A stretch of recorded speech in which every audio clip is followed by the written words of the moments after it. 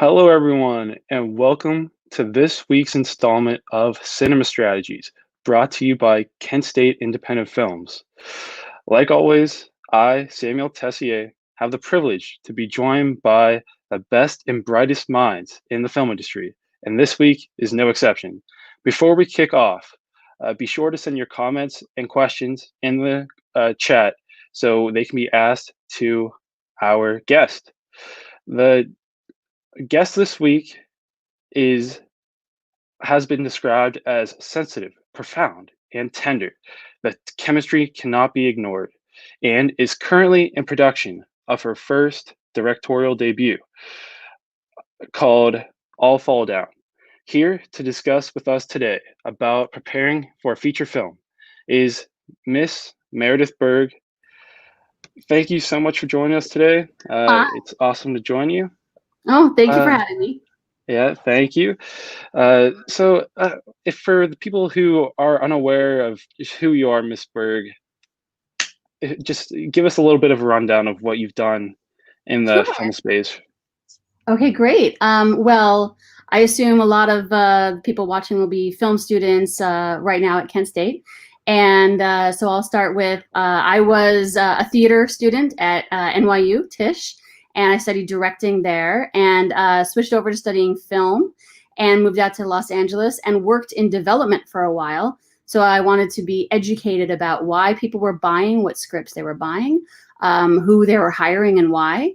And then from that, I worked as a producer for a while and produced a few horror, thriller, and comic book movies.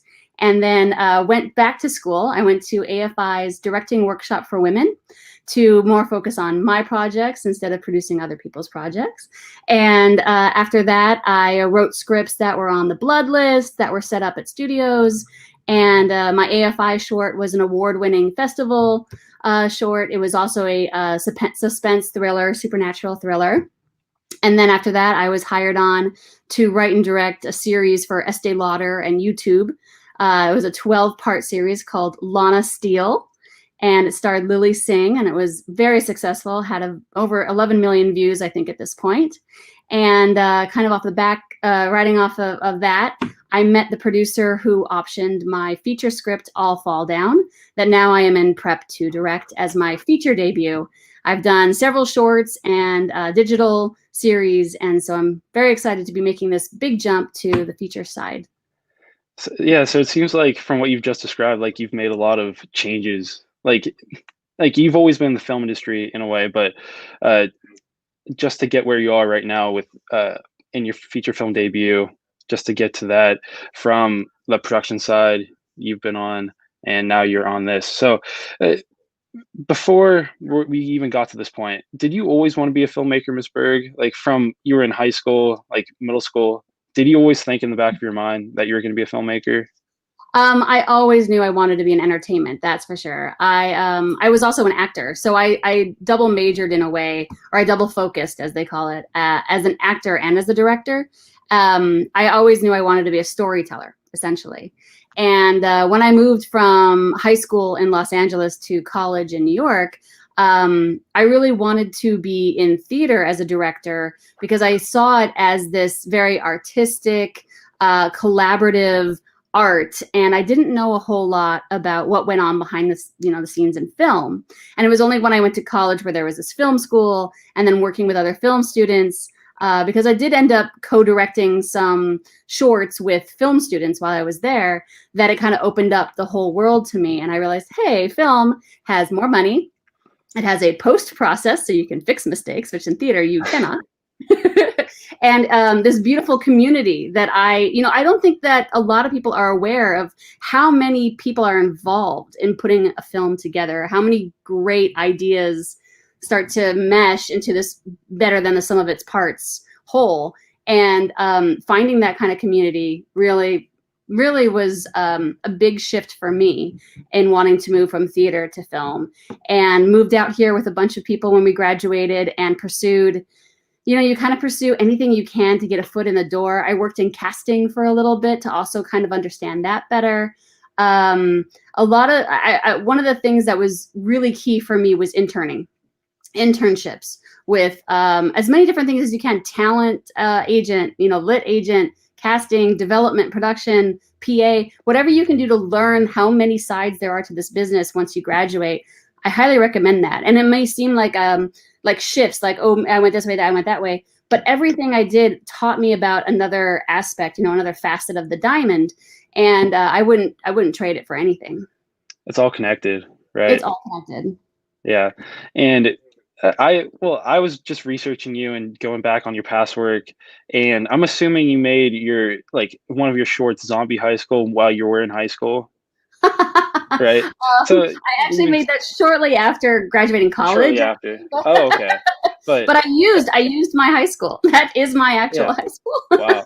And so so that's very early on in your career, and we still see that's still while you were doing your theater stuff, but I don't know, it's just really cool to see your early inspiration for where you are now, because it has some fun elements where we see in Lawn of Steel, but it's also kind of that kind of horror elements of the zombie high school. So have you always been a creative writer, Miss Berg? Because you've always been creating creative shorts, and even all the way back then, and now you're still entering your works into competitions like Slam Dance, we see, because I saw on your Twitter you're in the semifinals, I think. Is that correct? Just recently was Slam Dance for the screenwriting contest. Yes. Yeah. So how has that helped you as a filmmaker, just continuing your creative writing and not just staying as you're a director, you're trying to direct your first feature now, how just being well-rounded and continuing your writing, how has that helped you? Well, quite frankly, as a woman in this business, it's always been clear to me that I need to make my own work. It's a lot harder to be given the chance with good material when the odds are stacked against you in so many ways. And for me, a lot of storytelling, since the very beginning of me loving entertaining and storytelling, has come from a writer point of view. I wrote short stories when I was a kid, and I wrote a play when I was in middle school that was performed at a local college. And I was always writing and writing. And I always think about the Hamilton, line, write my way out of this, got to write my way out of this. And you really kind of have to write your own opportunities. There are other ways. This is just my way. There are lots of ways to get into the industry, but I have found that having a good piece of material that you own because you made it gives you a lot of leverage when you want to direct. Yeah. And how do you decide for what you want to make and for what you shoot.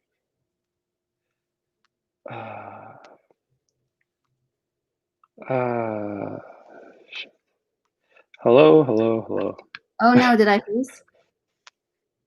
No, Did I freeze?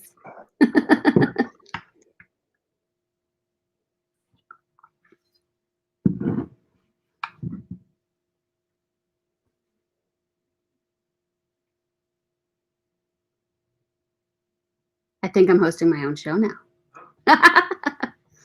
Hello, everyone. Please send me any questions. I'm 80% sure I can see them in the chat.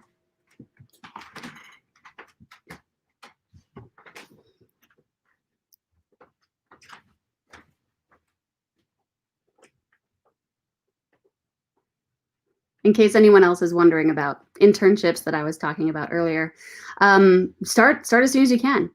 Summers, obviously things are a little weird right now with COVID, so there's not a lot of in-person office stuff happening right now. But as soon as it comes back to normal, that's a great way to get your foot in the door. Hi, Sam. I was just talking about internships some more. Thank you. If you can hear me, yeah, my computer is very. It's not equipped for live streams or anything like this, but I'm putting into overdrive, just trying this. But yeah, it's done this for the past few, and hopefully it doesn't do it again. I need to get a better setup, but if it does, I'll just look. I apologize. I thank you for going on.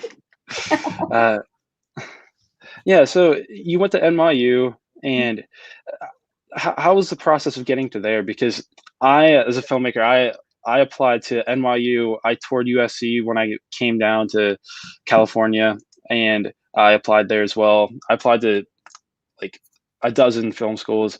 I didn't get into any of them. That's why I'm at Kent State. But you have to make the best of what you've got. Mhm. And you went to NYU, and how do you think that experience there? Because a lot of alumni come back that went to NYU. They help share their experiences in the industry. How do you think that's helped you at all, if it has? And do you think if you will you go back to NYU and like share what you've learned with the students there? Because that would be awesome for all those students.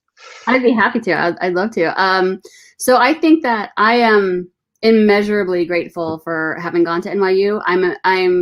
I feel it is a big part of who I am and made me who I am. But I say that as it's not. I think that you can get those benefits from other places. As proud as I am of going to NYU, I think at Kent State you can create an education and material that will also serve you very well. So I would say anyone who feels a little let down by not being at one of the big names, there are people who come from Michigan, there are people who come from Texas, there are people who come from all sorts of, Florida. Nothing, yeah. Yeah, I know a lot of people who went to film school in like Florida, and it takes lots of different paths to get here. And now having said that, because you can get a lot of great valuable education in a lot of places. What I can speak to specifically about my education, what I loved about NYU was you kind of hit the ground running. I had heard that was the case with the film students. Now this is over 10 years old information, so it's possibly that they've changed things. But you hit the ground running. And the film side, I'd heard that they give you a camera right away and they say go shoot something and then we can talk about it. And I think USC at the time, I don't know if this is the same as it is, but back then, but they would do theory for a while and then give you a camera, and so it's very different approaches. And then on the theater side of Tisch, for the directing major, they immediately said, here's pair off, and let's start putting things together and we can talk about it. And what we did was we really went through Aristotle's Poetics, which I think a lot of film schools also go through Aristotle's Poetics. I highly recommend it. It is the base of telling drama, and it breaks down how you tell a story visually, with sound, with dialogue, with spectacle, with space. It breaks it all down, and we would focus on one aspect of each of those elements and put up a play every 2 weeks, like a short play every 2 weeks, and kind of be like, how are we just doing dialogue? How are we just doing sound? How are we just doing spectacle? And so I think that sort of analytical approach to education really agrees with me. Everyone has their own path. Again, some people prefer different, methods. Maybe, sometimes some of the best ways to learn is to imitate and then see what it looks like, because you think you know what you're doing in your head, and only when you make it do you realize how you're actually coming across and whether or not and what you need to learn to get there. There's lots of different paths, but I'm a big fan of just really breaking it down, reading the books, trying things out yourself to see how far away you are from being able to actually achieve it. And another great theater book is Viewpoints, which might be pretty theater related, but it also is about breaking down. It's blocking, staging, and space with people. It breaks it down into, I think it's 7 or 9 elements that once you know what your tools are, when something is missing, you know how to fix it. So I'm assuming all of that kind of carried over into your film work as well, like all the staging and blocking and all that. Because Yeah, I took 1 year of yeah. At AFI, they nicknamed me Queen of Blocking because I was so it's a aware great of tool. space and people. Do you think that kind of throws the actors off at all who don't come from that background that you've worked with?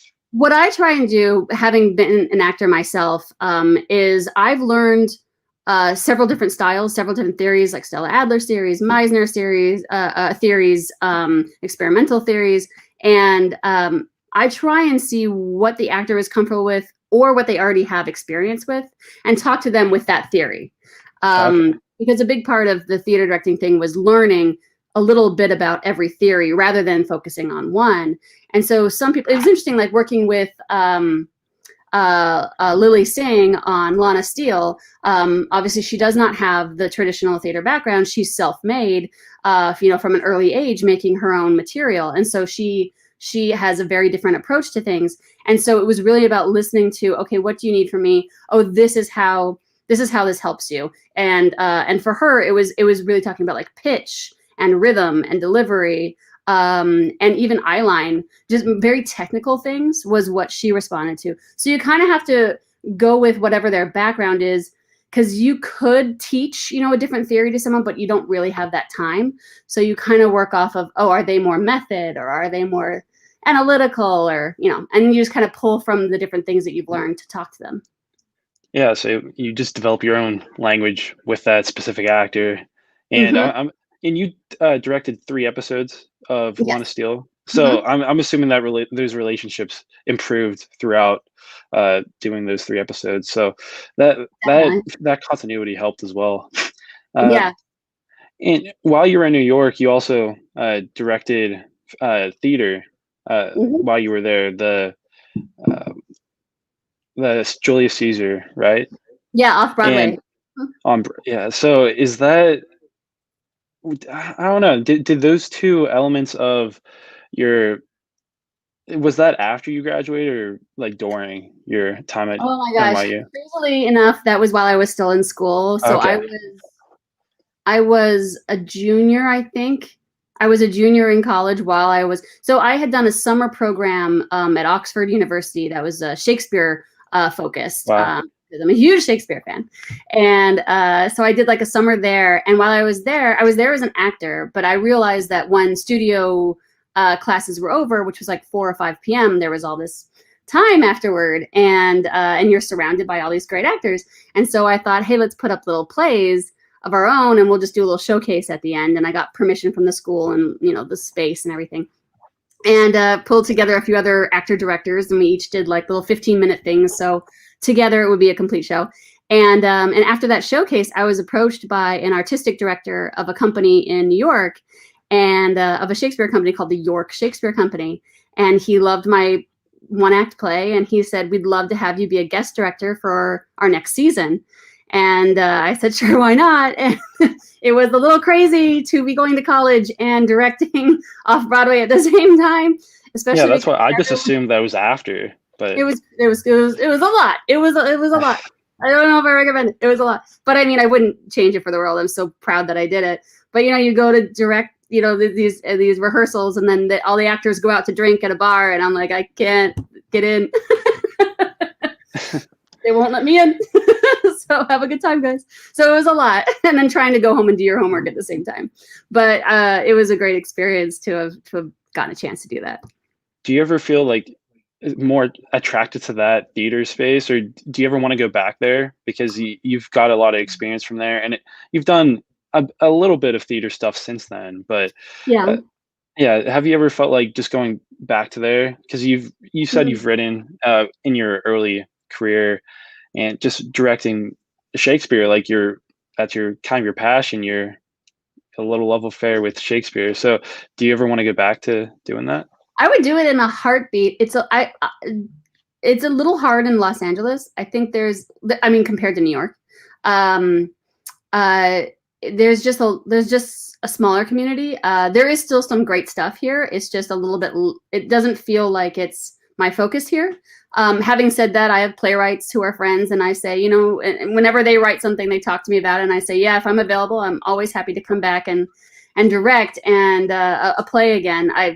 I always will love to do that. But it's interesting. A friend of mine was saying, she was giving me some career advice, and she was saying, you have these great ideas for theater, you have these great ideas for film, you have these great ideas for TV, you have these great ideas for digital. She's like, to push through with all the difficulty to that you have to get over.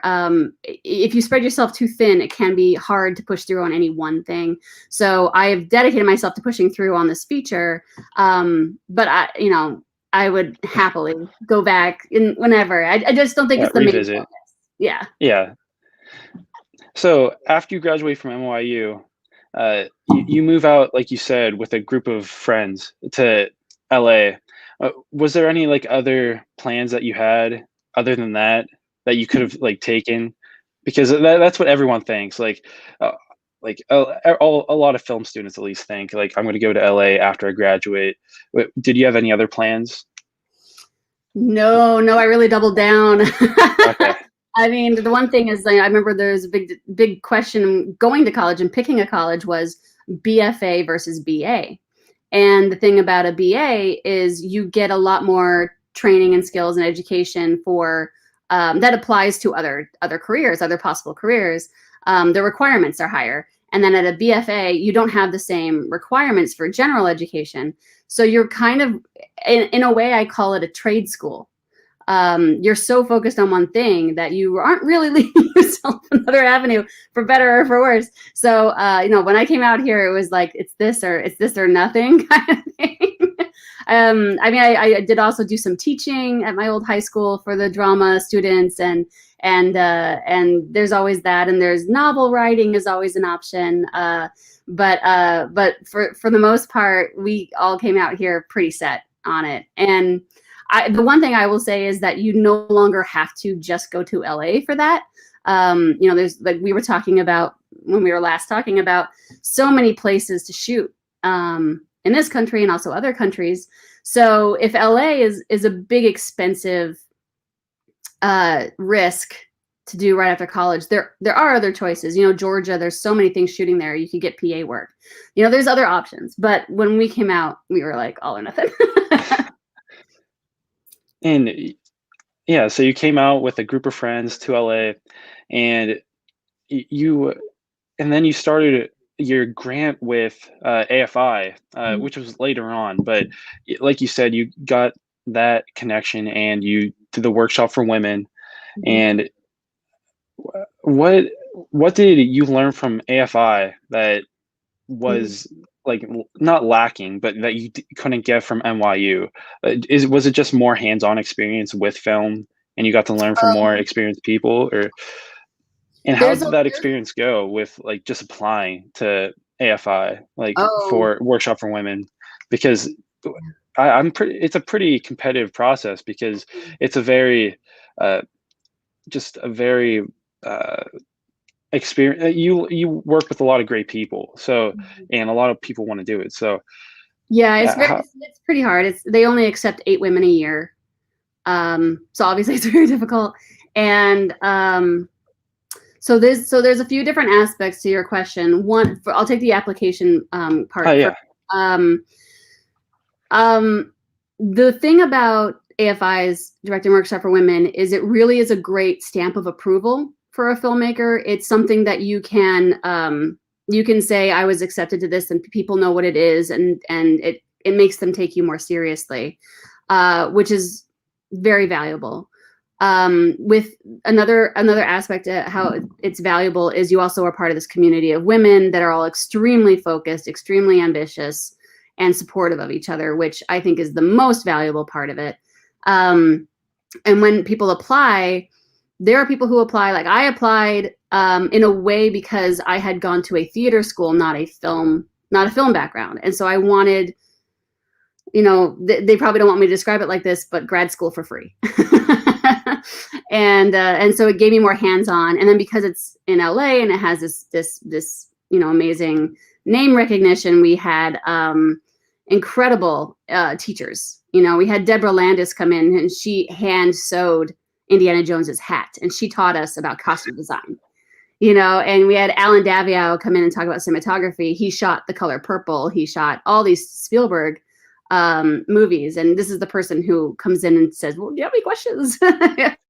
and we had Leslie Linka Glatter come in and teach us about blocking, and she's this incredible TV director, all the West Wing, all these amazing things that she's directed and won awards for. So that was a huge element that was attractive to me, and it's one of the few programs, because you'll see there are a few programs that are trying to help women directors in Los Angeles. And they have different approaches. And this is one of the few that you end up with material. At the end, you end up with a short film.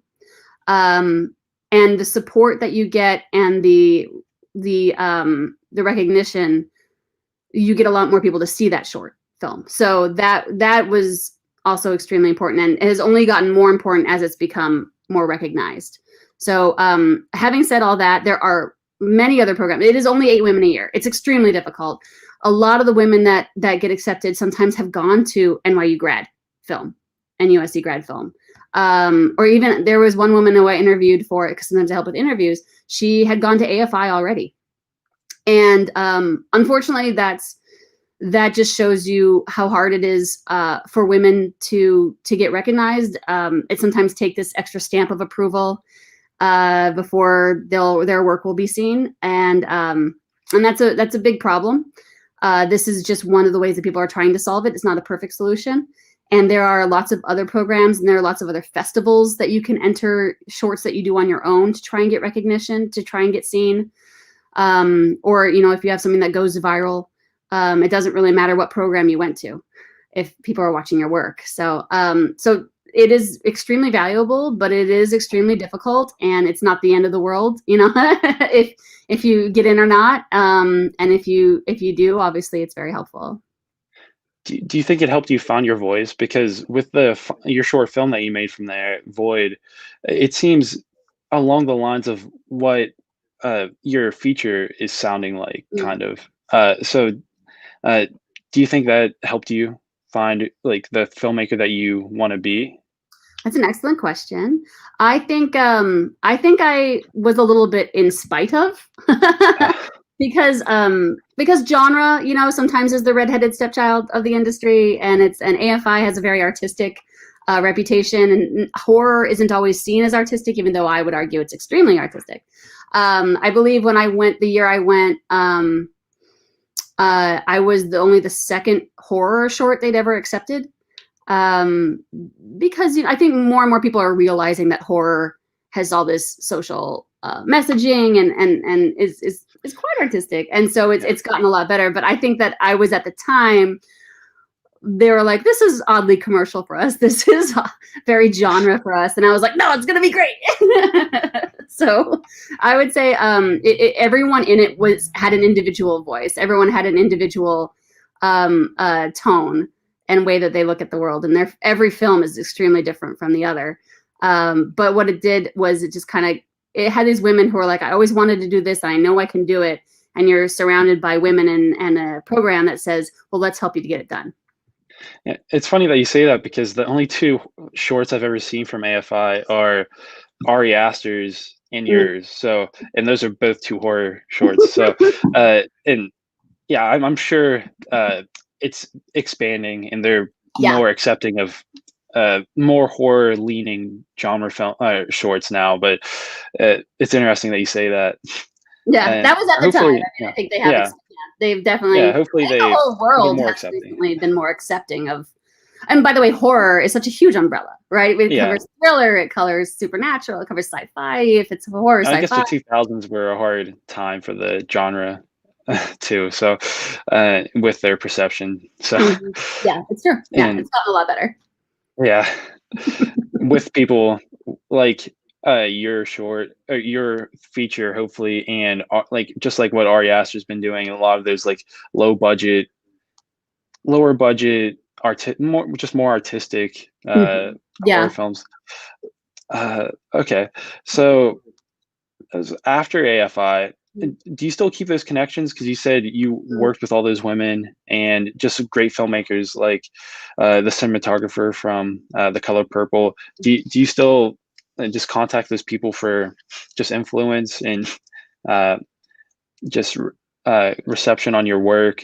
Oh, absolutely. Okay. Absolutely. In fact, recently there was sort of a collaboration between AFI and Fox Studios, where they selected alumna for a program with Fox that was supposed to kind of identify and give mentors to women in genre. And so I was one of about 20 women who were picked from the alumni group, and given a mentor there, and kind of working through, well, here's how you would work with the studio system. And that was an incredible opportunity that was only a couple years ago. And so they're always looking for ways. The more recent heads of the program have been looking for ways to include the alumni in all sorts of opportunities for getting actual work. And that whole program where I was one of 20 women from almost like it was almost like one woman from every year. And so I got to meet the women who, were going there right, I had just graduated the year before versus, the ones who went there in like the 90s. And it was an incredible gift to be able to make these new connections. We still have, email each other once in a while, obviously not right now. We would get together and get drinks and be like, hey, how are you? What are you working on? Do you need any help? Do you need an introduction to someone? We learned from someone who is very smart in the program who has said, whenever you get a chance, recommend someone else. Right. If you're in a meeting and they've met someone else that you've met with, say, oh, I love her. She's great. I love this, specifically this short or this work, or this is what she's best at. Because the only people who are really going to help each other out are ourselves or each other.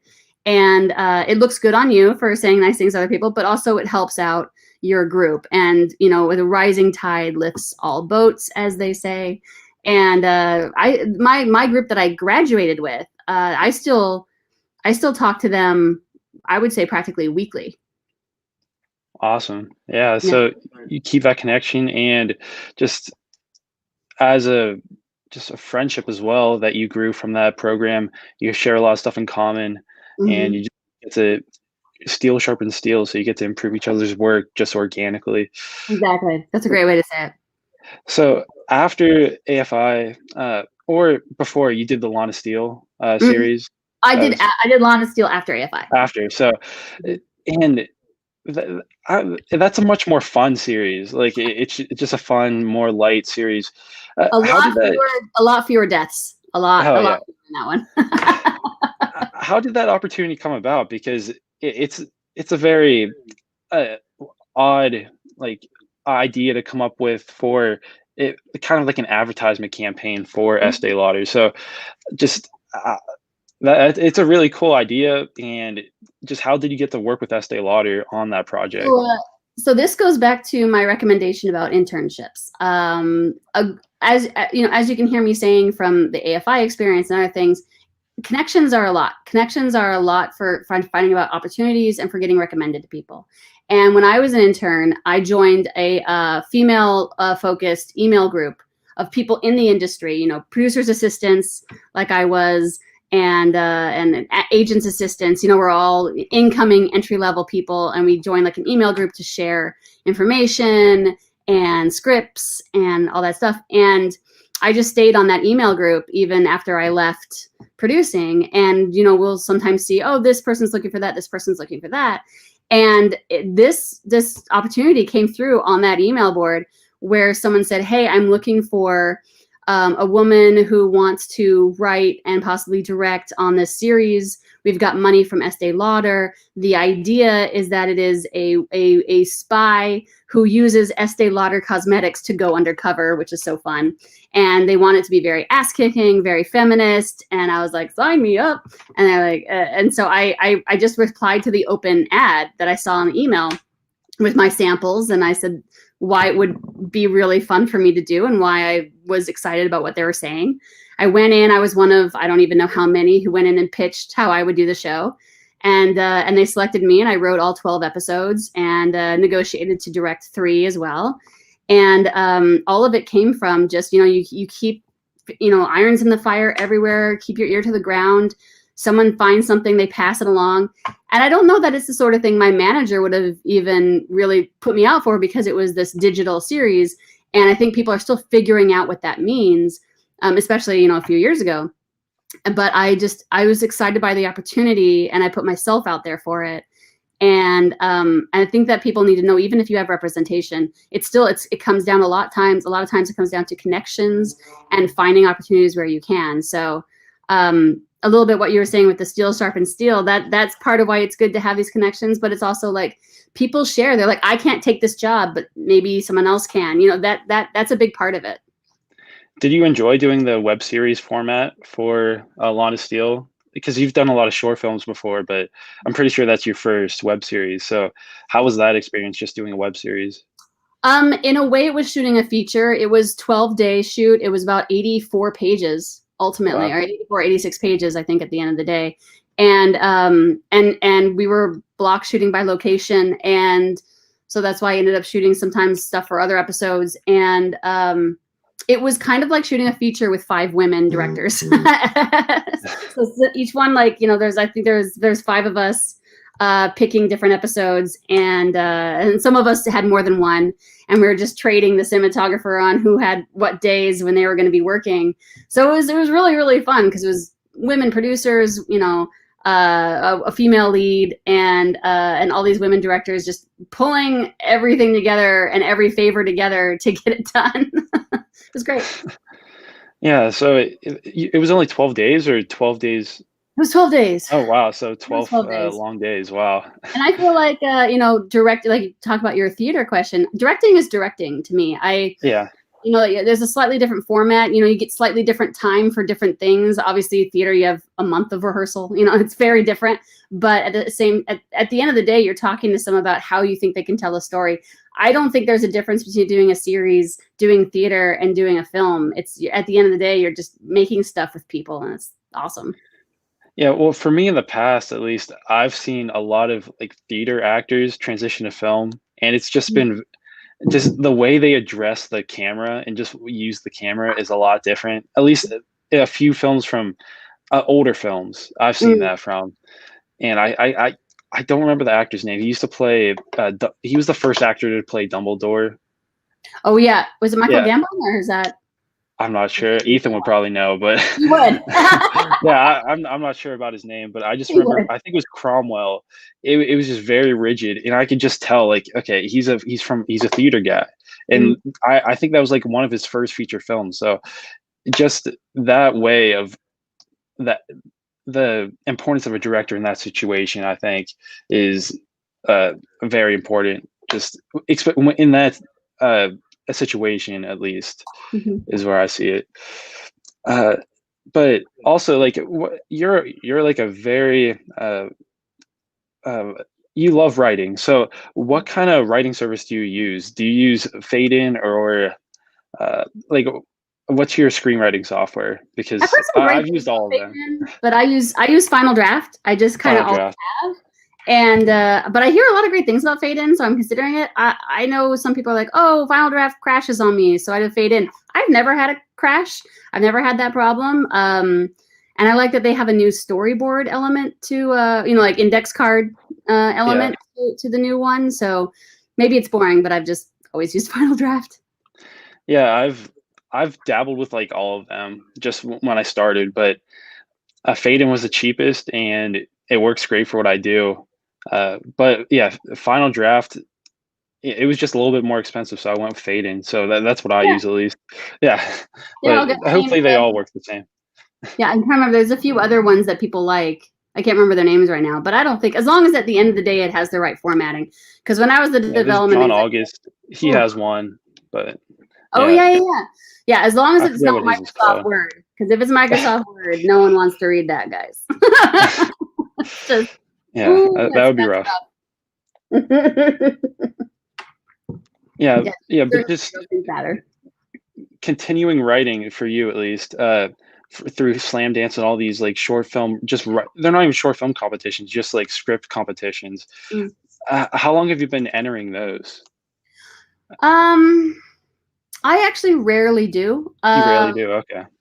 I think I think there, of the many paths there are to get into this business, I do know that one of them is by getting in. People submit a lot to these festivals and competitions so that they can be in a top 10 list. So that, because agents and managers do read the winners of these things. They really do. They'll scour them because they're always looking for the next person.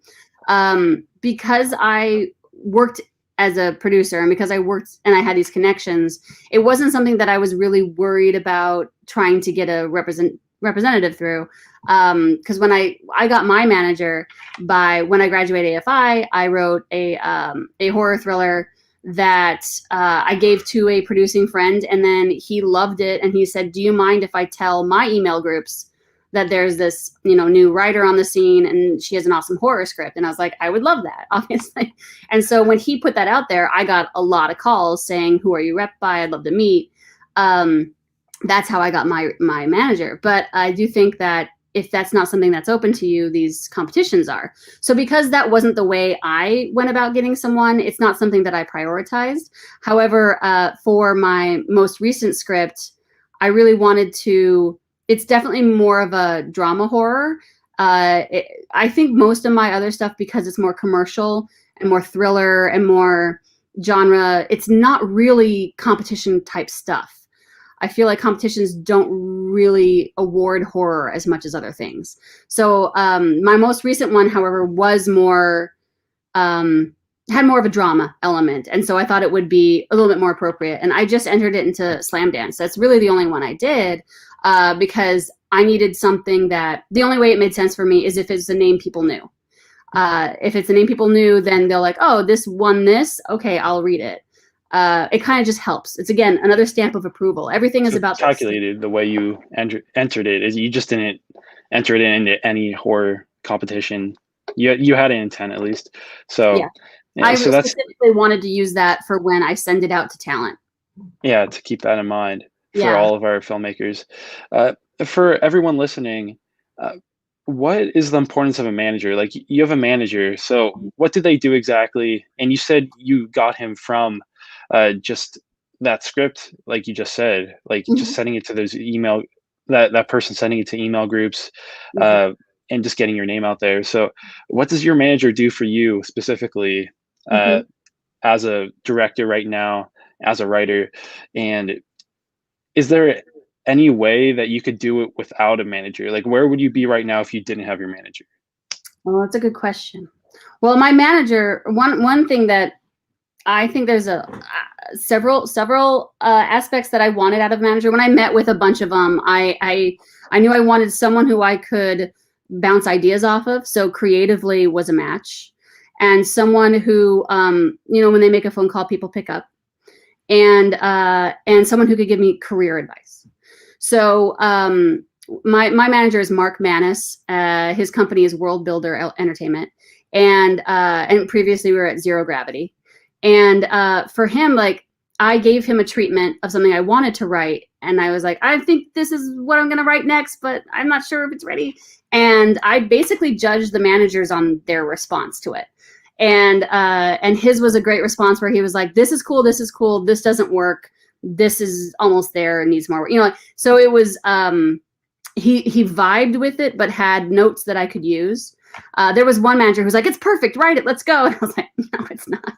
It's definitely not perfect. It's not a good idea. So for Mark, he's great about someone who, we're both nerds. Like, we have similar taste. And so when I say, here's what I'm going for, he knows what I mean. And he's like, you're almost there, you're missing this one element. And so we will go over something creatively. Career-wise, he might talk to me about, hey, this is not the best time for that. Or do you have anything that's more like this? This is what people are looking for, that kind of advice, which you do or do not, have to actually take. Write what you love first. Don't just write for the business.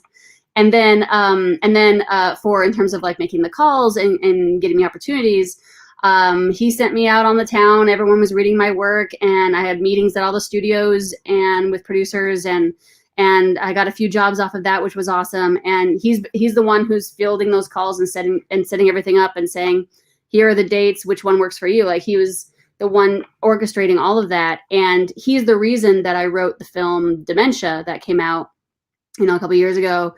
That was an open writing assignment where they had the money and they had the director and they had like a start date even, and they had the idea where they wanted it to be about this man who had dementia, and his live-in nurse may or may not be trying to kill him. And they're like, this is what we want to do, we need a writer for it. And Mark set me up on that meeting, and in the meeting I was like, oh, okay, you could do this, you could do this would really freak people out, this would be really gross. And from that, Yeah, I love it. It's the guy from No Country for Old Men. Yeah, So, Gene, he's and so I want to good. watch it now. So, where's that's on Amazon, It's I think. definitely on Amazon. I think it's on Apple TV. Generally, I think it's on Huluween, but I think Huluween might be over. So, Yeah, I think so. but it's definitely, I think it's on Amazon and Apple TV. But yeah, and Awesome. that was a lot of fun. You know, that's and I think when you were doing my introduction, you were reading some of the reviews for that movie, which called it, sensitive Th- and profound and That for was from Liz Shannon Miller's play, oh, that's from the actually. play I directed, right? Yeah. So yeah, that was a cool. The play's very interesting. I might want to try It's to go great. back and see parts of that at least, Yeah. because Liz is an interesting person. She's But so great and she's so smart. She's gonna be a champion. oh She's gonna be yeah, a champion. 100%. Just you wait and see on that movie trivia showdown. Wait, well, you could be. You were on it once. I honestly forgot that you were on it. I'm sorry. It was Once. so long ago. I can't It, like I can't draw up names like Jeopardy that fast. I It was can't funny, like either. After doing this, because I used to do a radio show as well, and I do this. I can't even think of. I can't even think of Taika Waititi. That's who I was thinking of earlier. I can't even think of him. yeah, I'm He's always doing like Akira. I So could describe them, I could say what movies they're in, but the name I find names very difficult. I I'm don't know really why. Just when I'm like talking live, I just can't do it. So yeah. when I'm watching the game, I can do pretty good, but Yeah. who knows? Well, here's the thing. Here's the thing that like is so when you're watching the game, you see the question pop up, but when you're Yeah. playing the game, you're just hearing it. You don't Oh, see that's it. why I try to play like turn my back to the TV, so I just Oh, don't look at it. That's it's how so I've much played most harder. game shows.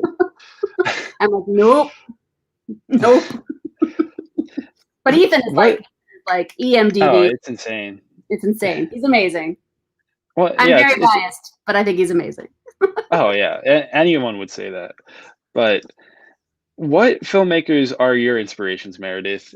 Ooh. From like even from when you were younger, who did you look up to? Because you said you always wanted to be like a storyteller. So what stories from like directors like constantly kind of uh, made you want to watch their work? Because like for me, like I have directors like Ari Aster. I keep talking about him. Yeah. Uh, just a lot of like smaller filmmakers like that. Mm. Like Taika Waititi, he's a great one, like a great comedic. He does a lot of like weird genre stuff, Yeah, but I love his stuff. Yeah, that's totally yeah, my style. yeah. So When what are I some was of yours? young, and I would say my favorite film, and still my favorite film, is Aliens. And so I would say everything James Cameron did, I was just like, it just always felt like such a fun ride. And I always love the idea of giving people a fun ride, even though I write some really messed up stuff, but it's still a fun ride. That's what I try and do anyway. Like it's like the Zombie High, it's pretty gross, but it's also very fun. So I always loved the just like the pure, you kind of transported away from yourself feeling of how capable he is of entertaining and Yeah, storytelling. And so Aliens was always my number one. I would say more recently, there's a lot of. I mean, Taika Waititi is a huge. I'm a huge fan of his because I really love that sort of. I love swashbuckling kind of humor plus action or humor plus horror. Again, as you can tell from Zombie High, and I just love. Again, it just feels like it's. I feel like it harkens back to almost like I don't know if '90s is quite right, but that sort of feeling of like big fun popcorn. You're yeah, on I a see what you mean. Yeah, I just love that. yeah, But I would say like a lot of stuff that I've been liking lately is like I just loved Lulu Wang. I love her material. I love Eighth Grade.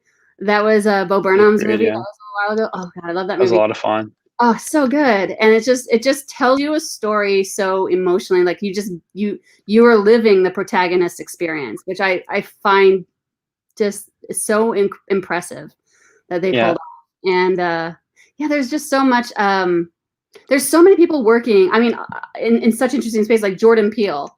yeah, Jordan Peele is. I mean, he's everything to me. Like Get Out. Not only was that just freaking brilliant, but again, I love that his stuff has humor as well as a social message.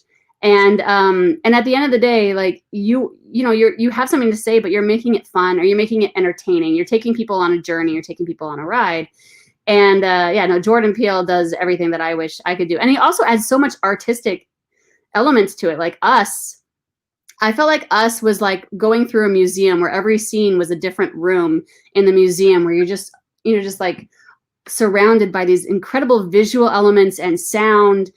In a way, it makes me feel closer to when I direct theater, because you're really thinking about the design. You're really thinking about, what is someone's experience in this room? You are completely in control of their experience the second they enter the room. What are you doing with them? And yeah, so there's so many great people that are inspirational working today. Yeah. So I expect with your feature, All Fall Down, I really want to see like some great set, like production, like set design, because that Yeah, I love seeing that. And it, yeah, like a great poster, like the part of the one I have behind me, like yeah, I yeah, you can kind of see that it kind of looks like an oil painting in a way. mm-hmm. So yeah, I love like, I just don't want a bunch of heads on a poster, and I hopefully we don't get that with yours. So Yeah, no, there's definitely a very artistic element, because she is an artist, obviously. But the whole idea was the sort of peeking into the underbelly of suburban America. And so everyone that I talk to about it, when I try to explain the visual side, I say it's the horror version of a Norman Rockwell painting. That's what this movie looks like. And where you're like, oh, these colors feel nostalgic, and this like softness, and the dark shadows and everything, like the chiaroscuro of it feels very like oil painting. It feels very familiar and almost should be safe. But then the shadows, what's in those shadows, and where are things, like when you turn a light on it, what do you really see? So I really am hoping that there's a painterly feel to the whole thing. yeah, I really want to see that, like just all the art that goes behind it. Hopefully, there's just a touch of. Would you say that this is one of the like characters, like paintings? Like, is this Yeah, her design? yeah, Okay, that's the that's main cool. character. That's the main character. Yeah, she's a traveling artist who, And this is her like a self portrait in a way. in a way, yes, yes, Okay, that is a cool. self-portrait of her, but also with the extra Christian elements kind of added in, and in a dark way. I was raised. I lived in many states, and my mom is Protestant, my dad is Catholic, and every time we would move, my mom would pick a different church. So I had the experience of a lot of different versions of Christianity, and it was an interesting experience, especially when I lived in Utah. Very interesting experience. And I really want to have all those iconographic elements kind of playing into That's a this weird, yeah. religious horror movie. And so that's interesting. So you went to like a Mormon church for a little bit of time. Is that what I tried it you out. mean? You tried it. That's interesting. At least It's very I wish I interesting. could have like experimented, because I'm in Pittsburgh right now. I've been in Pittsburgh my whole life, but that's an interesting experience, just to jump around and to try different flavors of Yeah, like of the same, what originated. It's yeah, just different flavors of the same pie, kind of. yeah, yeah. I started So, in, just outside Chicago is where I was born, in Wheaton, Illinois, and going from, a fairly Catholic suburb to then, Ohio we lived in for a little while, and that was very Protestant, and then going to Utah with the Mormons, and then high school was LA. So it was interesting to be sort of a so like, what is it called, a social science, or like I felt like Jane Goodall among the Christians. Like, that's awesome. Yeah. how do they do this thing? That's interesting. It's similar but different. Yeah, just experimenting when you don't even know it. I bet like you're like younger, so you don't even know that you're really experimenting, because Hmm. you didn't really have the choice.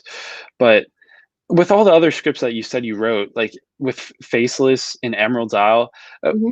why did you choose, like you didn't really have a choice to choose All Fall Down to direct, but would you have like, would you, if you could go back, would you like to direct those other ones if you could go back and like Yeah, I mean, switch it out? so I originally wrote Faceless right after AFI, and I wrote it because I wanted to use my short film to set up being directing Faceless. And I had at first thought that I would do a feature version of my short, Void, but I found that coming right off of making the short, it was hard to think about it in a feature structure. I just couldn't kind of think about the story differently for a while. So I was like, I'll do a different idea. And so I did Faceless, and I got close to making it 3 different times. And every time it was just barely fell through, because that's the story of the business, right? At one point, a producer was going to put in half of the money, and the other half was going to come from a studio, and it was going to be a $15 million film, and I had storyboards I'd deliver, and it was going to be very exciting. And then that producer left the company that she was at, and it became a legal issue, sort of a legal battle about who really could work on it. And so it completely died. And then, at another point, New Line wanted to have it go for an under $5 million program that they were doing, but then they ended up stopping that program before investing in the films. These things, things come and things go so fast and so frequently. You can't let any of it break your heart, because it's common. It's common. Ethan likes to say, no movie is a sure thing until you see it in the bargain bin at Best Buy. That's when it's real. Until then, anything can happen. And so, yeah, I tried a few times, and ultimately I learned that for my first feature, it was just going to be too expensive. That's about a young woman who has face blindness. And so you see the whole film from her perspective, not like POV shots, but like you only know what she knows. And so everyone that she sees has the same face. And as a result, it ended up being kind of difficult to do cheaply. And so I learned from that, okay, maybe next time I'll write something a little cheaper to start out with. And then I got those other jobs, writing Dementia and writing Emerald Isle, which I was hired to write for other directors. Okay. And then every time I wrote something for another director, the company would always say, next one's yours, next one's yours. It doesn't happen, kids. It doesn't happen. You got to just write your own stuff. And so with All Fall Down, I said to everyone, my rep, I said it to whoever was interested. I was like, this one's mine. This one I'm not giving to another white guy to direct. This one's mine. And luckily, I found producers who are like, hell yeah, we'd love to work with you. Let's do it. And do you feel like if you would have said that like 5 years ago, it would have been harder to get anywhere with All Fall Down? It's funny you say that, because I did try to take All Fall Down out 5 years ago. I took it out in 2015. And I was, when producers were told point blank to their faces, this movie cannot be directed by a woman. Full stop. And they're like, you're not going to get the money. We're not giving you the money. No one's giving you the money, because this is a horror movie and it's not going to be directed by a woman. And it was shut. Everything was just like shut in our face. Everything was down. The project was dead. And then after 2016, after the election, at the same time that the whole country was kind of being like, oh, maybe there is sexism. Maybe this is a problem. At the same time, there were investigations into Hollywood hiring practices by the ACLU and the EEOB, I think is the bureau, and they were discovering that women were graduating film school 50% of the population, like 50% of a graduate class was women, and then 3% of the jobs were going to women. So somewhere between, you have 50% graduates go down to 3%. There's a disconnect, yeah. There's a problem. And they determined that the problem, it can't be chalked up to, well, women just aren't good at it. That's insane. Like, you'd have to either believe that women are that bad, or there's something going on. So obviously there's something going on, and the ACLU and the EEOB were considering, I think they're still considering fining studios or if they're not hiring more women or something along those lines. And their investigations were published, and people were going over them and realizing how bad the numbers were, and how the system is so turned against women, where people might casually think, oh, no, it's not that bad. But then you read the numbers and it's really, really bad. So then we went out with the same scripts, same me, a year later. And all of a sudden people were like, oh, this is really great. Oh, we would really like to do this. Oh, her stuff is good. Oh, she went to AFI. Oh, like all these things, like all of a sudden people were talking about it in a way that was very different. In fact, one of the financiers who's interested in it now always says to my producer, oh, I love that woman director you've got. You got a woman director. It's so interesting. And I'm like, I'll take it. whatever it takes to get it going. So yeah, it's the same thing, and now it's finally at the point where hopefully the barriers are taken away. We'll see. Yeah, and just from an eye test, you can just see that disconnect, like you were saying. I can name probably 5 women, like Greta Gerwig, Lulu Mm-hmm. Wang. Like it's hard to name women directors. So, and that shouldn't be Yeah, a thing. So, uh, and it's getting hopefully, better now. It's getting yeah, better. But hopefully it's a lot changing of, in 2020. So, I and think it went from 2021. 3% to like 12%. It's like, yeah, it's still only 12. Well, that's still a pretty rapid change. It Like, and is. hopefully that continues. But from 3% in what, 5 years? That's a great change. So, It's a great change. So hopefully it keeps going. And I think we're as more and more women are having movies made, we are being seen more as individuals instead of a lump group. So it's less like, you're like, oh, this person is so different from this person, so different from this person. It's kind of helping being like, we're not just like a woman director. Like there's a huge difference between these women. yeah. So, yeah, with All Fall Down, just with whatever you can say, the synopsis of All Fall Down, like you kind of said it already, a woman, it's about a woman artist, but what else can you say about it right now? Oh, sure. It's about a woman artist Yeah, who she travels the world. She works everywhere. She's kind of disconnected from her family. Is part of her backstory. Her family is actually quite religious, and she had a bad experience when she was young, and has kind of separated from her family. So she's a bit lonely, but she travels. She's an artist. She's living her dreams, and she comes one summer to just work as an art teacher for a summer course in a small all-white suburb. She's a woman of color, all-white suburb of Illinois, just for a summer gig. And while she's there, there's one of the kids in her class is just this wonderful this girl who's just smart and sweet, and there's a connection between them. And then when she meets the father of the little girl, the widower father, who is going to be played by Tom Ellis, who is Lucifer in Lucifer. Unsurprisingly, she's like, oh, I'm interested in him. And she sticks around and she becomes one of the family. And it's a very religious suburb. It's not her thing, but he understands that. And he's like, well, just give it a try. And if you don't like it, you don't like it. And you start to realize that this Catholic adjacent religion, which is called Cathar, which is a real thing. really? Everything in there is researched from Wow. the actual Cathar religion. You start to realize it's a little different. It's a little odd. And when the stepdaughter starts to, because she marries into the family when she joins the family, when the stepdaughter starts to show signs of possession, acting out, being violent, being rude, and it's getting progressively scarier and scarier, this town wants to handle it in a very specific religious-based way. And she says, no, I'm not letting you touch her. I'm not letting you do any of these things to her. I'm going to figure it out myself. And the town and the main minister is basically telling her, oh, you don't have a choice.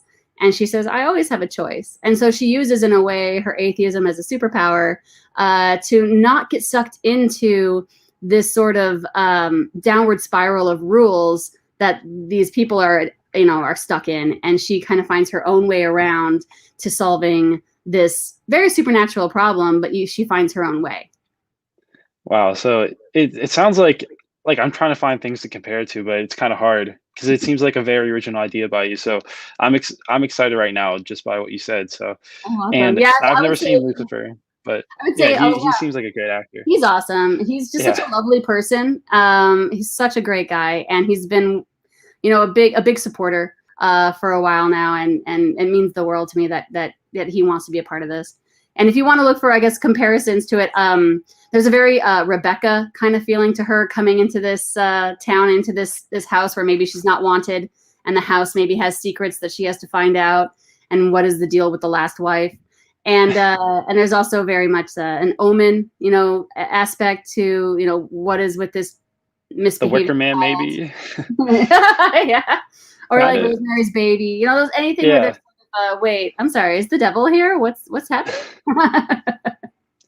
Yeah. So you're like we were talking before the show, but you have you said you have all your storyboarding done and all everything that you can do right now, you have done. But it's Yeah, just COVID and getting past this, and hopefully that happens ASAP so we yeah, can see what what you've been cooking uh in the Best Buy bargain bin, like Ethan yeah. would say. And it So looks like, yeah, exactly. I hope it's in that bin. Like I was telling you before, it looks like we're going to be shooting in Germany, which is exciting. So, I mean, COVID has really kind of changed the map. in Germany is mainly for the tax incentive, like you were talking Mhm. about, right? hmm Yeah, there's a tax incentive, and then also there is a if you do post there, if you do visual effects there, you can get extra discounts because they're trying to attract films and business, which is very smart. You know, brings a lot of money, brings a lot of jobs. Yeah. And for all the filmmakers listening, uh, what like what do you think moving to LA like you Mm. is like a decision? Like, how do you think they should go by that decision? Like, because there's a lot of avenues right now. Like, I know that was always your goal. You're always set on LA because Mm. you were also a resident of LA for a little bit as well.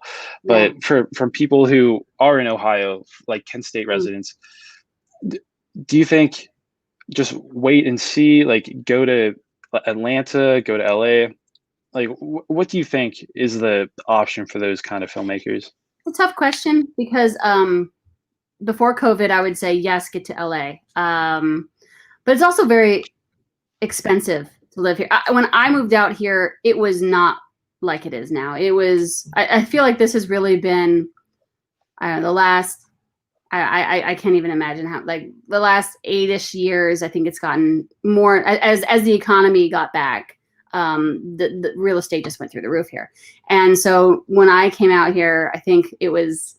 You know, we had a few roommates at first, but you know, it wasn't anything like it is now. So that changes the conversation. But then COVID really changes the conversation because the reason to be here is for connections. The reason to be here is to take meetings here and to make connections. And with COVID right now, you just can't do that. So I would say don't waste your money right now. Just, write.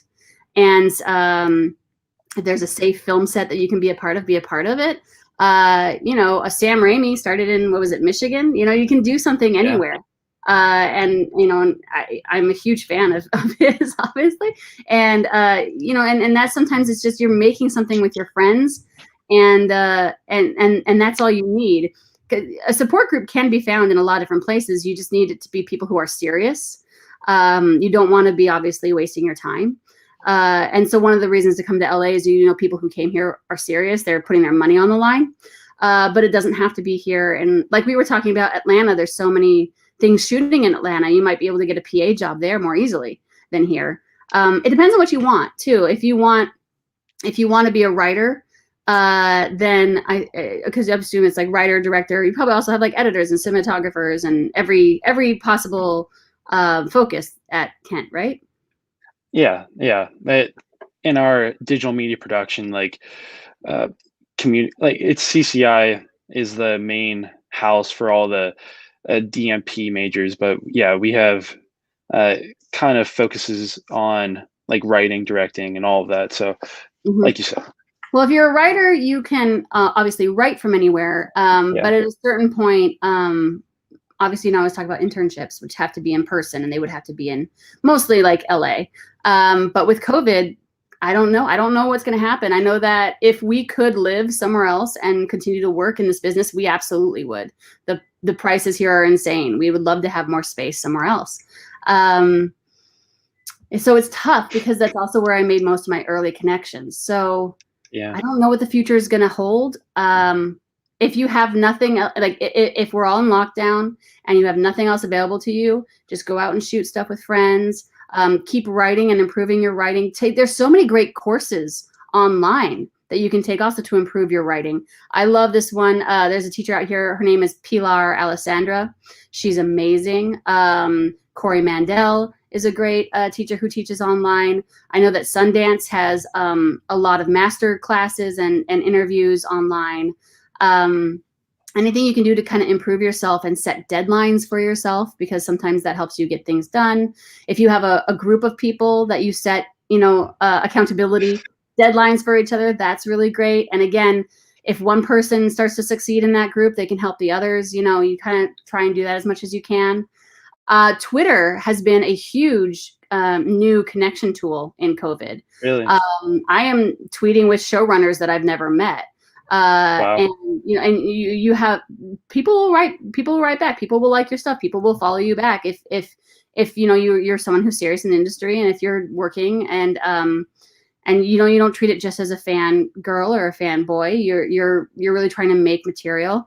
I feel like a big piece of advice I've been seeing from showrunners is get on Twitter, be respectful, obviously, but interact. And if they're noticing you, if they like what you have to say, if they if you make them laugh, or if they think that you have something insightful, or if you put links to work that it really shows you off well, people are watching. People are, we don't have anything else to do. We're stuck in our homes and we're just watching each other's material. So this is the best time in the world to have a Twitter handle and just start making friends.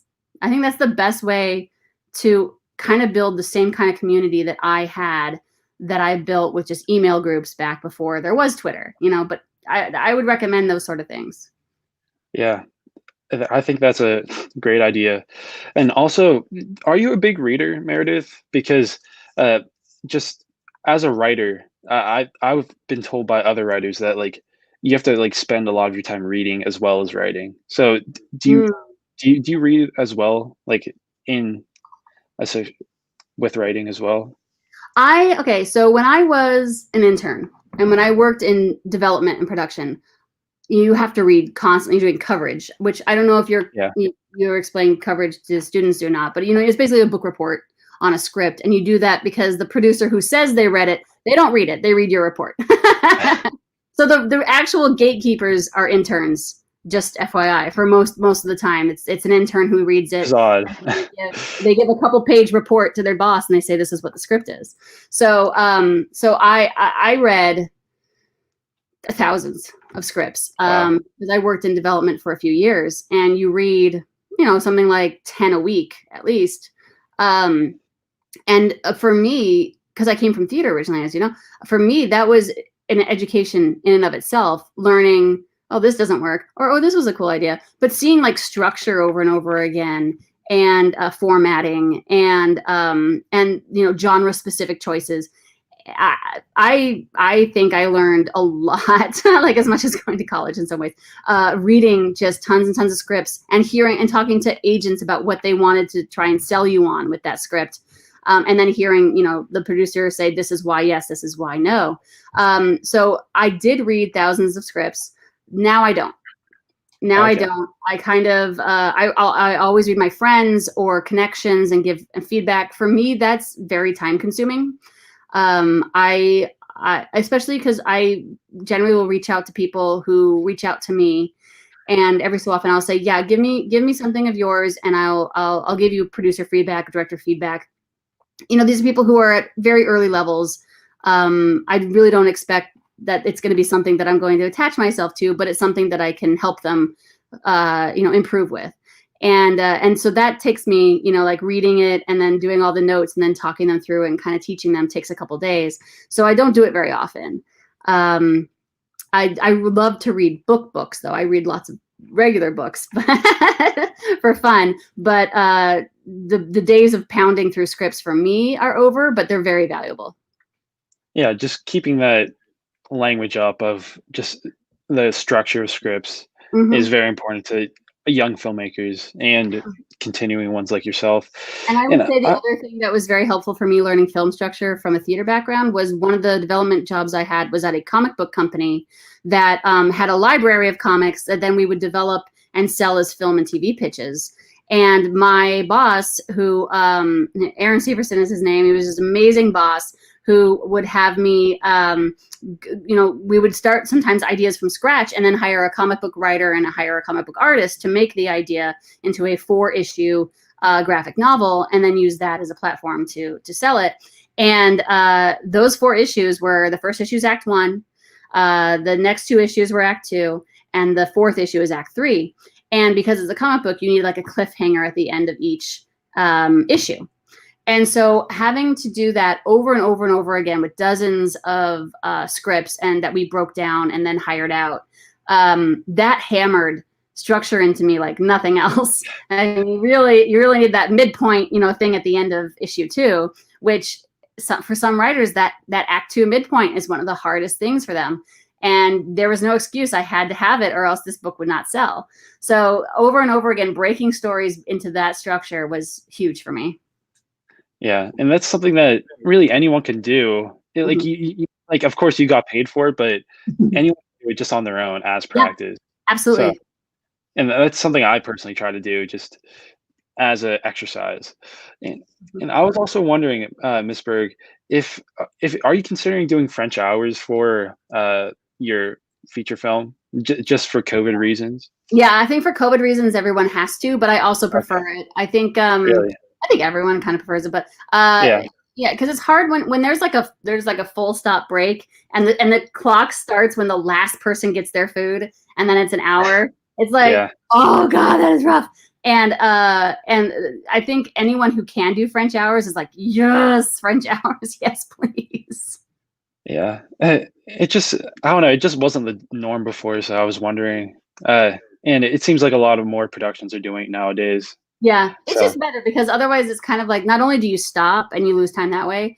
Obviously, people should have time to eat and everything. Not saying we shouldn't, but the problem is once everyone has stopped and like relaxed, getting back going for the second half of the day is really, really hard. So I'm always just like a eat on the run person though. So this might be me just talking about my eat on the run privilege might be talking, but I just think it's a lot better. yeah. I've worked on a few just short films, and just getting it all done in one session, I prefer as well. Yeah. Do you have any other advice you think you have for our just young filmmakers right now, just as they're coming and like just making their first short films at Kent State or anywhere? Like when you made your first short film at NYU, what advice do you wish someone would have given you? Okay, 2 pieces of advice springing to mind.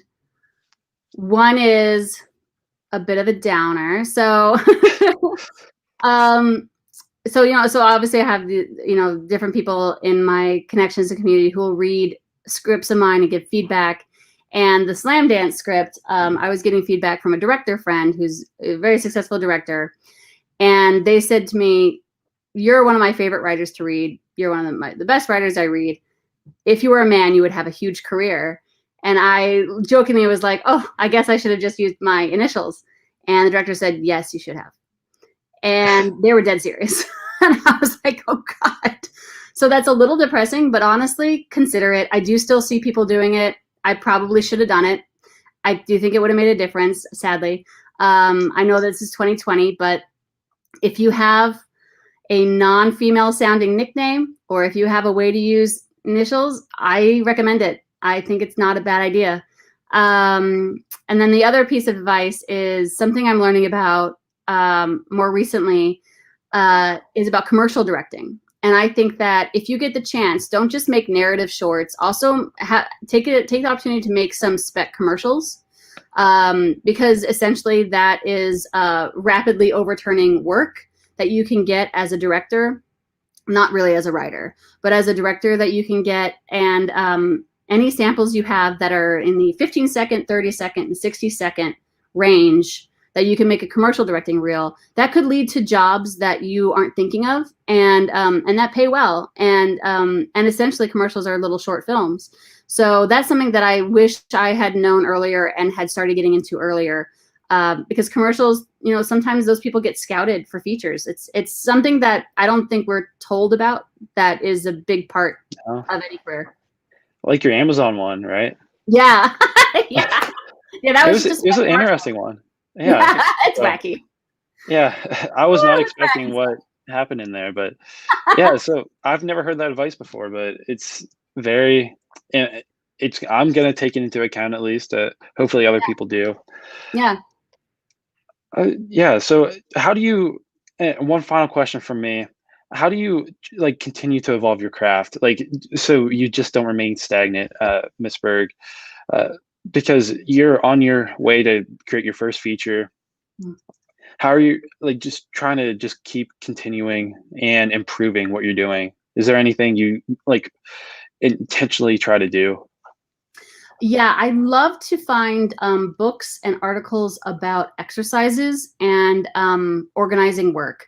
I get really into, ooh, what's the Excel sheet I could do for this? I'm a bit nerdy like that. But so like one of the teachers I was talking about, Pilar Alessandra, she has this book called Coffee Break Screenwriter, which is essentially tons of different exercises, 10-minute exercises, depending on how much time you want to put into it, that have you break things down by structure, by character, by arc, by theme. And I think I had a big breakthrough when I wrote Judith, which is the slam dance one, in that I was so driven by theme. It came from a very angry place writing that one. And there was a message that I knew I wanted every character to have a relationship with. And I think that elevated my writing to the next level. And I think a big part of me being able to focus on that was seeing these new exercises. So I'm always looking for books that have theories that I can try out for myself. I think that's a great idea. I think it's a great idea to take a class whenever you can. I still take classes.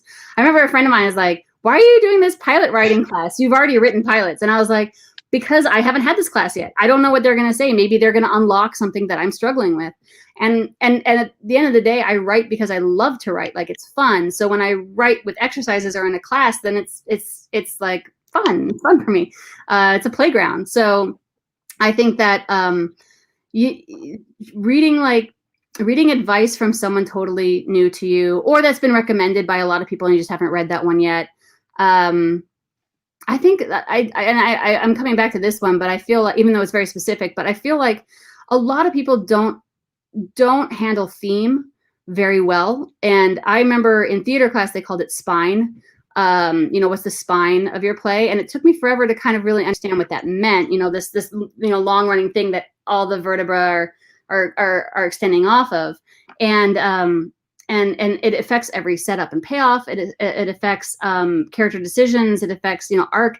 It affects everything. So the more that you can work on being specific with your theme and consistent with your theme and the message of your film, which I think is an ongoing learning process throughout a writer's life, try and work on that. Try and always be fixing that, I think. Theme, okay. Because for me personally, I always try to focus on theme and pacing. Those are my like two big things, but hopefully, yeah. Theme I always try to keep consciously in mind for everything. Like everything, 'cause I've been in this like a limbo of writing this feature that I've had in my mind for a long time. Like I've started the script and then the script wasn't where I liked, so I went back to like doing treatments. So yeah, I just have to keeping that theme in mind and just working on that structure, like you said. So, are there any like you said you use a lot of programs and like pilot, like for all those programs to help you develop your approach? Are there any in particular you'd like to call out and shout out for our audience? Yeah. So like I was saying, the Coffee Break Screenwriter is just such a wonderful one. I do think that Viewpoints, even though it's for theater, is great to look at as a director no matter what. Bill Block has a great book that everyone at AFI reads, and I think at other film schools they read too. I can't remember what's the name of the story. It's on my bookcase. I cannot remember the exact name at the moment, but Bill Block's book, you'll find it. It's the book. And that's all about blocking and visual choices and also and visual theme. And let's see what else is really, really great. This is a little bit different, but there's a program called storyboarder.com, which is free. Okay. Yeah, I know this is so different, but I think it's very helpful for both directors and writers to play around with storyboarding. What's really great about this program, I've talked to the designer of this program. I'm like, if you charged like $1,000, I would pay it for this program. This program's so amazing, but it's free. So storyboarder.com, and what it does is it creates a 3D like VR room that your angle, whatever your image, your POV in that room, you can move it around 3D all throughout 360, all throughout space, and wherever you stop, you can take a click, and that image gets saved to a board. Wow. And then you can move it around, whatever, do the reverse, whatever, click, that's the next thing on the board. And the coolest thing about it, besides the fact that you get to play with all these angles and you can see, oh, what if I did this? What if I did that? Once you build a storyboard, you can export it as a GIF or a GIF for my mega nerds out there. And you can watch it play out like an animatic. So essentially, you're testing the edit of your scene by building it this way. And I think that has had a huge effect on me. Like when I got better at that, I got better at knowing what my shots are going to be. But I think also you start thinking more when you're writing about, okay, how am I going to shoot this? Like, is someone talking and someone doing something in a way that like is going to make sense when I actually try and shoot it? So I think it's obviously more of a director tool and an editor tool to kind of refine yourself. But I think even as a writer, if you're a director, and that's completely free, right? Yeah, that's insane. Yeah. And I mean, it's also something that you can use if you draw boards. But the coolest thing about it is that you get this virtual space that you can put people anywhere and then roll around and see like, well, what will it look like, and then make an animatic. It's really cool. Yeah, I'm assuming you use that for your feature, right? Oh, wow. So I can't believe I've never heard of it. So I'll be trying that out. Oh, so yeah, try it out. It sounds pretty cool. Yeah. I cannot believe it's free. And I think he's the newest version of it. You can go in with the VR goggles and everything now and use PlayStation controllers in order to like toggle around and pose people. It's amazing. It's amazing. Well, thank you for all your tools, and especially that one. That seems really cool. It's cool. I'll be trying that out. Like kind of left field, but I love it so much. I'm like, have I told you about my Lord and Savior, storyboarder.com? Well, it's going to save me in the future. So thank you very much, Mrs. Berg, and for all your words today. Hopefully it helped a lot of people. Yeah, and, I hope so. Yeah, for the future and whatever projects I'm working on currently. And I'm looking forward to seeing All Fall Down. And it says on the poster, you can't see it releasing in 2021, but anything, well, I'm sure you're still hoping for 2021, but yes, with COVID. Originally we were going to shoot in Ohio this summer, so sadly that did not happen. But the way that's looking with Germany, the schedule is that we'll be shooting, I think, in April or May. So the ideal is to get it out by next Halloween. We'll see if it happens. Fingers crossed. Yeah, I will be there in theaters when it does release. So yeah, hopefully we're all back in theaters by then. But until then, it was a great time having you, Miss Berg. And you can follow Miss Berg. I have it rotating on the bottom banner, all of her media. So if you want to go find her there, you can follow along with production, hopefully, when it does commence. Yeah, so, I'll definitely be doing updates, and I think I have to add my Instagram account on there too. I don't think it's on there, but I think it's also just Meredith Berg. Yeah, I think so. Pictures as well. Yeah, but yeah, it was great having Miss Berg, and I will see All Fall Down when it releases when it does. So thank you.